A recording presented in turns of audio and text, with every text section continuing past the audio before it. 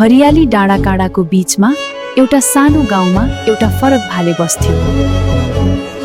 ऊ अरूभन्दा फरक थियो। दुई खुट्टाले मान्छे झैं हिँड्थ्यो।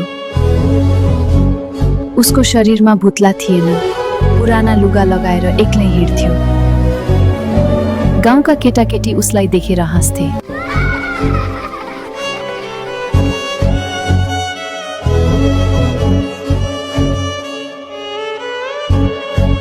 मान्छेहरू फुसफुसाउँथे, उसलाई हेप्थे। रात पर्दा ऊ सानो झुपडीको कुनामा बस्दै रोइरहन्थ्यो। उसका आँखा रसाउँथे। म किन फरक छु भनेर सोच्थ्यो। एक दिन बिहान ऊ खेततिर जाँदै थियो। अचानक झाडीबाट नेउरी मुसा निस्कियो।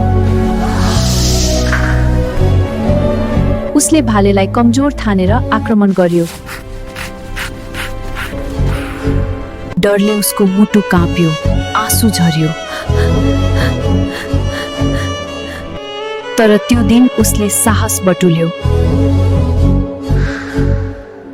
ऊ सिधा उभियो अनि आकाशतिर चिच्यायो। उसको आवाजले नेउरी डराएर भाग्यो।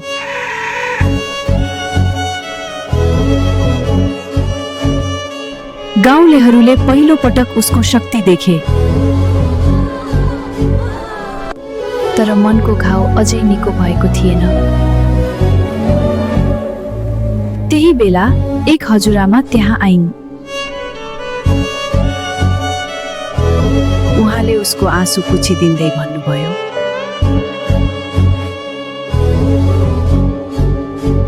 बाबु, फरक हुनु कमजोरी होइन।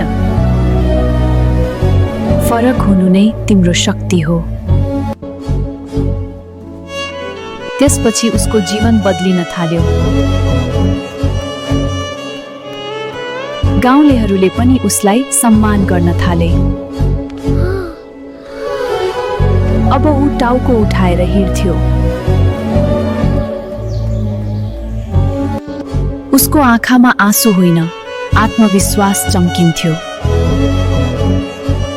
फरक हुनु कमजोरी होइन।